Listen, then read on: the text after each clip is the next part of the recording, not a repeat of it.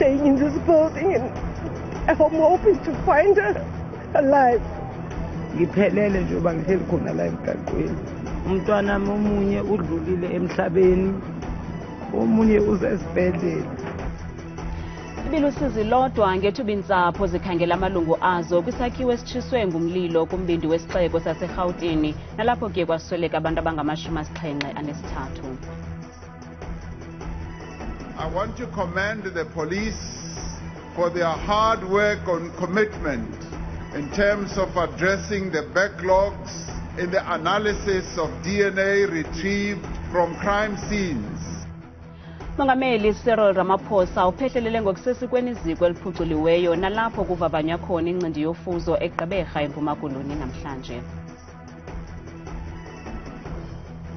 Ijonge ngabomvu i-semi-final ye-MTN 8 yomlenze wokuqala phakathi kwe-Kaizer Chiefs neMamelodi Sundowns ngomgqibelo kwibala i-FNB eRhawutini.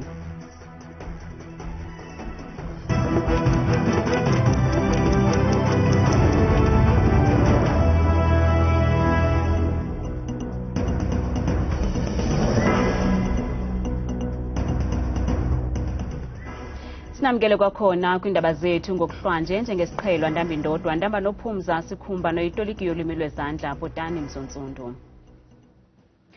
Umongameli Cyril Ramaphosa ugqithise amazwi ovelwano kwizihlobo nezalamane zamaxhoba omlilo oqhuqhise kwesinye sezakhiwo embindini wesixeko saseRhawutini. Babalelwa kuma-73 abantu abaphulukene nemiphefumlo ngelixa beku-61 abonzakeleyo. Kanti urhulumente waseRhawutini uthembise ngokufunela indawo zokufihla intloko abo bashiyeke bengenamakhaya. Umbutho wesisa iGift of the Givers uphose esivivaneni ngoncedo kwabo bachaphazelekileyo. Ngokwengxelo yabasemagunyeni, lo mlilo uqale malunga nentsimbi yesibini ekuzeni kusa namhlanje. Abo basindileyo batsho esiqaqa kuba bengenalwazi lokuba ingaba bakwaba basindileyo kusini na abantwana babo. Waze wafika kubhuti wami wangena wabuya naye umntwana, wathi mayebuya naye umntwana samuse ambulensini. Ambulensini bamfutha basebembeka lapha phansi bathi useshonile. Omunye usesibhedlela, nalo sesibhedlela mayephuma ukuthi sizoyaphi naye asazi. Ngiphelele njengoba ngihleli khona la emgaqweni. I'm hoping to see my daughter. She is staying in this building, and I'm hoping to find her alive. Oziboneleyo usinike umfanekiso ngqondweni walenhlekele. I saw the fire and I saw some guys running out of the building. I quickly dashed back, got dressed properly, and I came back to see what was happening. And I could see that the fire was spreading. It was still on the first floor on the ground, but it was spreading rapidly. Isithethi kwicandelo lenkonzo zikaxakeka sithi phakathi kwesisakhiwo kukho namatyotyombe. Robert will come and put his check, somebody else will come and put his check. So you end up having, each and every floor, hundreds of shacks. There's no emergency exit or pathways where these residents can be able to move out. Abasemagunyeni bakhalazela indlela ezikhuselwa ngayo ezakhiwo kwanabo barentisayo ngelokufumisa ipokotho zabo. There were burglars in each and every floor because of lack of security here. So people got trapped while they were running away. That report we had. And I said, guys, Siri, I tell you right now, I'm going to be in trouble, as I'm in trouble right now. Some of these buildings, if not most of them, are actually in the hands of those cartels who collect rental from our people. Bonke abonzakeleyo bangeniswe kumaziko onyango ohlukeneyo eRhawutini. Ukanti sithetha nje umongameli Cyril Ramaphosa kwindawo yeqhwayela apho kwenzeke khona intlekela yokutsha kusweleka abantu abangama-73 eRhawutini ekuzeni kusa kwanamhlanje. We are very saddened as government about the passing of so many people here in Johannesburg. This is unprecedented. Johannesburg has never had an incident like this where so many people die as a result of a fire in the center of the city.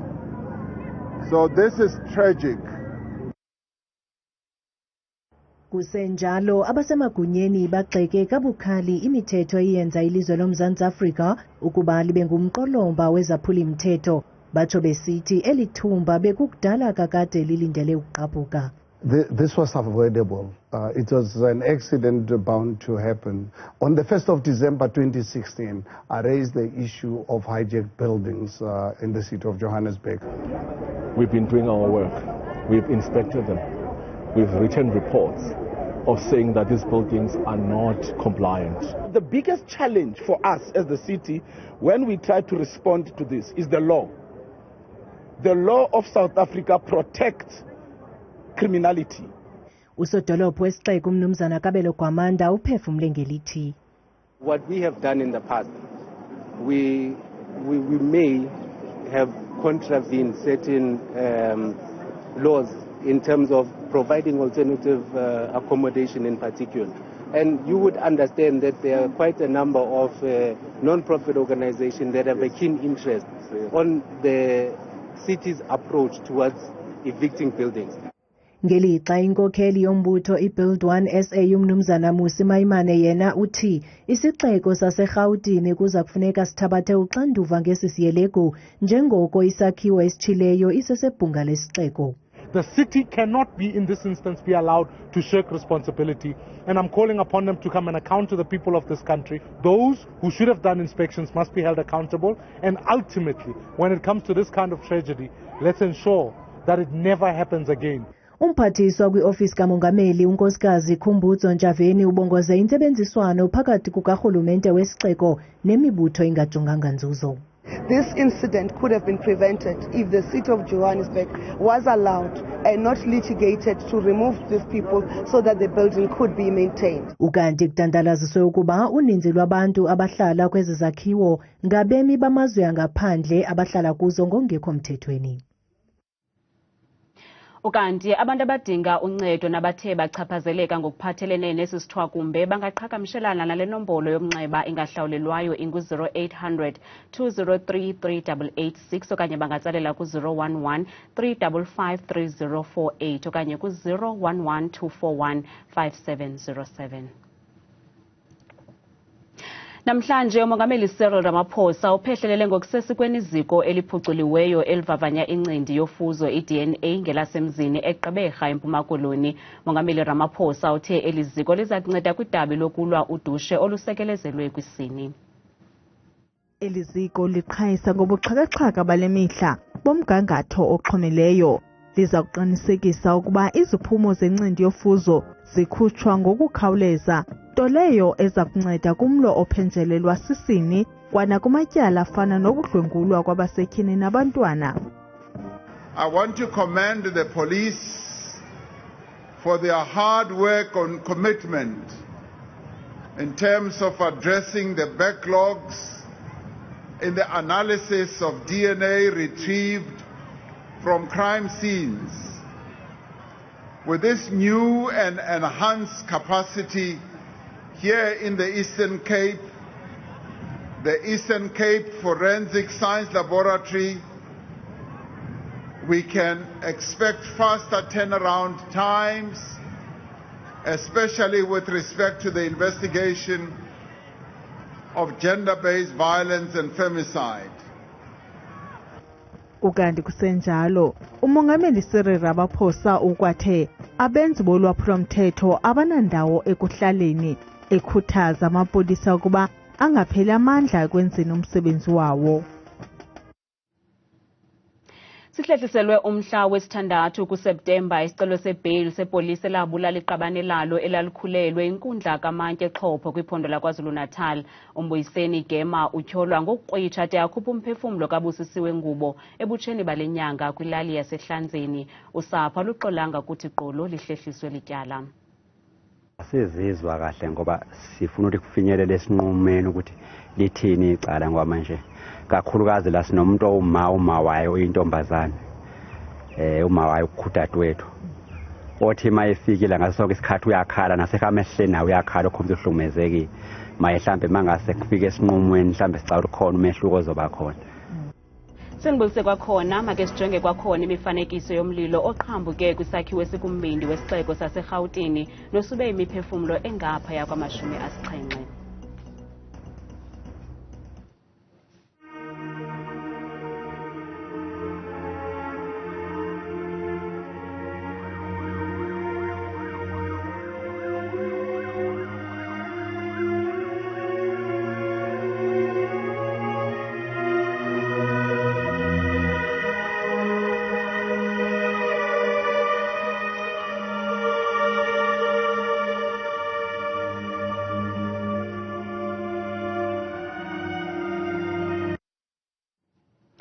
Kada abantu baphefumle ngelinqaku kumakhasi ethu ezonxibelelwano.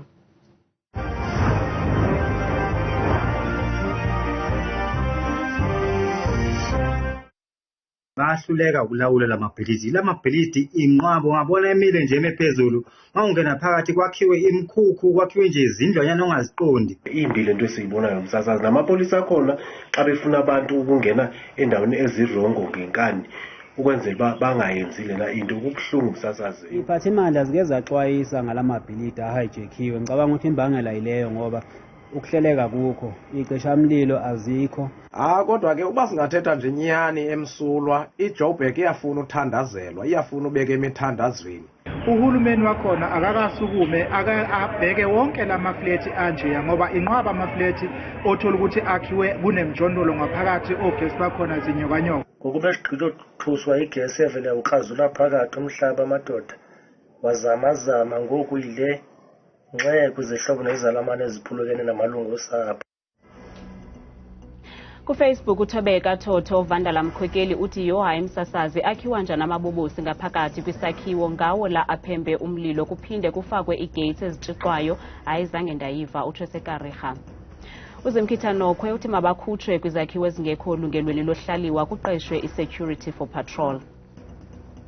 Unceba Mapoma yena uthi ininzi ke into emane iqhambuka kule dolophu abantu abangaka abaphulukene nobomi babo imbi kakhulu lento nxe kwiintsapho nezizalwane zabo bantu utsho esemntla-ntshona. Bukela ungaphefumla kwimixholo yethu sebenzisa le nombolo kaWhatsApp nengu-071 670 2548. Ikomiti ejongene nezemfundo kwanekomiti ejongene nokhuseleko loluntu kwipalamente yephondo laseGauteng namhlanje lifakane imilomo noluntu ngenjongo zokufumana isisombululo kwiingxaki zentlalo ezijongene nabafundi. Eyona miba iqaqambileyo lukhuseleko labantwana ezikolweni kwanokuxhotyiswa kwabo ukuba bangabi ngamaxhoba okanye abenzi bolwaphulo-mthetho.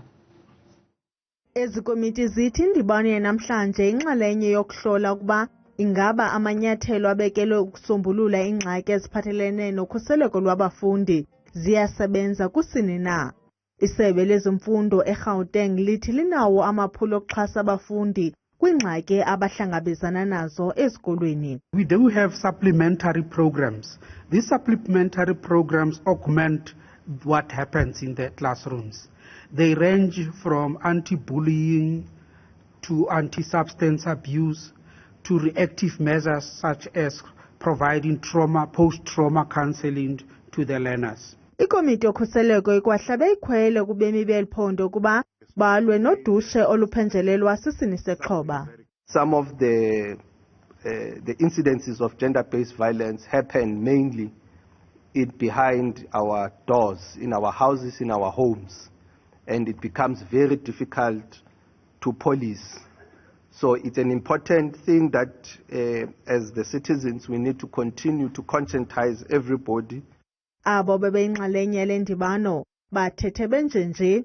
Our former MEC, our current premier promised us ukuthi uzo esikoleni mhlawumbe angathumela maybe abobaba ngoba bayabasaba amaphoyisa. At least bazo assista ama-patrollers. Ama-patrollers, they don't have any weapon. Labantwana baza ngamaphanga, labantwana baza ngesibhamu. The teaching career has become even more dangerous over the years. And that is because of various factors. Some are external, some are internal. Ukanti abazali bayabongozwa kuba badlele indima yabo ekuloleni izimilo zabantwana.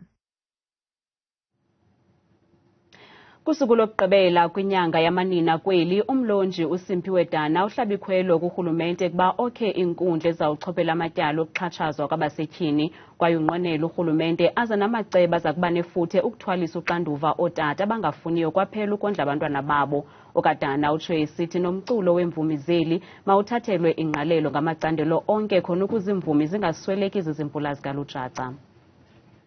uSimphiwe Dana uyivala le nyanga yamanina ngomyalezo onika amabhinqa ilunda lokuba nawo anendima ebalulekileyo ekuhlaleni. Isiko bengafanelanga balithi umama ungaphansi kotata. Ngabantu abadala bobabini apha. Bahlukile ewe. Amandla omnye akafani namandla omnye. Kodwa loo nto ayithethi ukuba abalingani. Utsho ehlaba ikhwelo kurhulumente ngelimxhobisa ngeqwili lokulwa impatho gadalala ngokwesini, ingakumbi ejoliswe kwabasetyhini. Ndicela kube khona i-specialized courts for i-GBV. Omama kudala besilo basilwela everyday nangoku. Watsho ebongoza onke amacandelo eli ukuba adlale umculo walapha ekhaya. Ngoba asihluphekanga sizi-artists, qha sivaliwe. Ndicela nivule la minyango bethuna. Like all the different corporate structures, all the different governments, like even xa ndingena arts and culture, i-building. Ndingathi ndise-lifting kudlala Kenny Ntontoni, laa nto yokuba everywhere you go uzazi uba ndiseMzantsi Afrika ngoku. Ukushiywa kwakhe ngumama wakhe ngo-August ka-2021 kwamkruna intliziyo ze waqamba icwecwe ngelokuziphulula umphefumlo, nanjengoko ke iingoma zakhe ziyimpiliso kumanxila engoma. Izinto zesintu zindincedile kakhulu uba ndizinyule uba hayi umama akakho apha kodwa ukhona yena. Uba ndiyafuna uthetha naye ikhona indlela yoba ndithethe naye.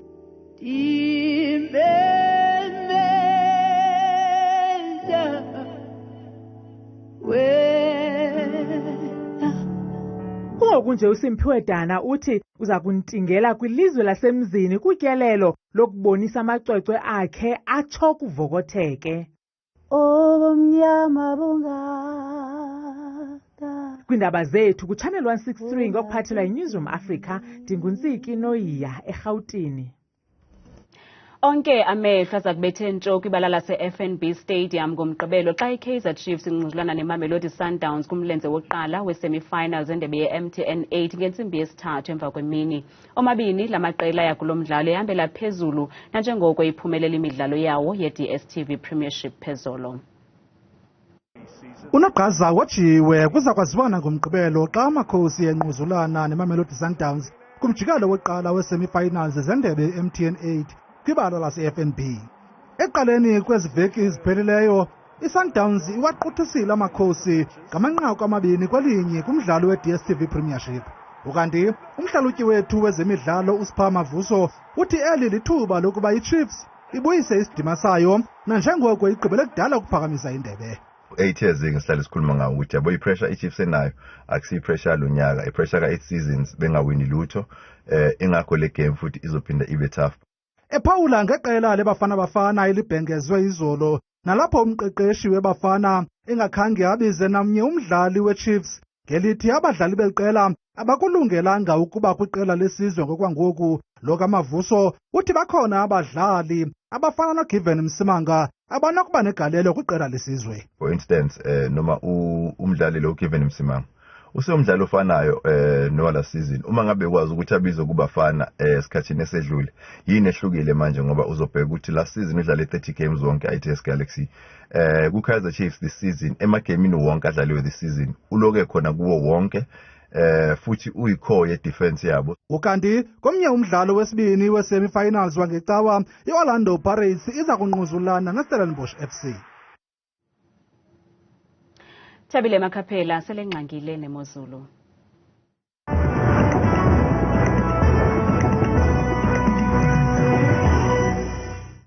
Nkosi kakhulu ke bamqwathi apho edeskeni yendaba ndiyakubulisa ke mzonzundi wam ekhaya ndikwamkela kaloku apho edeskeni yam yemozulu. Mna ke igama lam ke ndikuthabile uMamthembu Qhudeni wakho Makhaphela. Bethuna nantsi kaloku imozulu.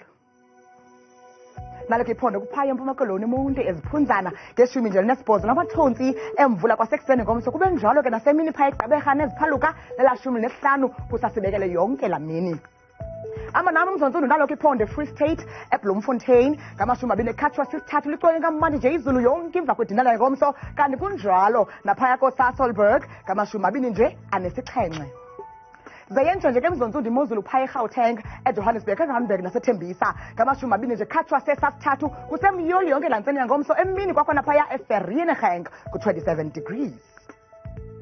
Mbukelo mnanzo ke imeko phaya ephondweni laKwaZulu Natal eThekwini ngamashumi abini nje ananye zezontshiso lenza amathontsi emvula kwasekuseni ngomso ngorhatya phaya eMgungundlovu ku-20 degrees nayo sibekele. Kanti yona imeko yabo phaya ephondweni laseLimpopo ePhalaburwa ngamashumi mathathu nje anesina tshisa kamandi yonke emva kwemini ngomso kanti ngorhatya futhi kwalapha eLimpopo koopulukwane ngamashumi abini nje ekhatshwa sisixhenxe. Mzonsundu benjenje phaa kwelaa phondo laseMpumalanga koombombela ngamashumi mathathu ekhatshwa sisithathu lizolo kamandi kwakhona futhi izulu yonke intseni yangomso kanti esekhunda ngamashumi abini nje ekhatshwa sesasihlanu. Masiqola sinike besinimozulu phaya eNorthwest eMahikeng ngamashumi abini nje ekhatshwa sisibhozo kusemyolo kwakhona kucwengile futhi yonke emva kwemini kanti eRustenburg lapha eNorthwest ku-28 degrees. Mbukeli wami ekhaya benjenje kwelaa phondo laphaya eNorthern Cape koKimberley ngamashumi abini nje abenesithathu kusaqoke kamandi futhi yonke laa mini ikliye kamandi kanti ngokuhlwa phaya eUppington ku-20 degrees khatshwa nje ngamafuqabaqaba angephi. Imeko yabo phaya ephondweni entshona Koloni eKapa lodumo ku-14 degrees osibekele kakhulu phaa kwasekuseni ngomso kanti hamba nam sijonge phaya eGeorge kwasentshona Koloni ko-13 degrees wamathontsi emvula. Itshoke imeko kweyam ideska yemozulu mna ndikuthanda kangaka xesha lemyoli.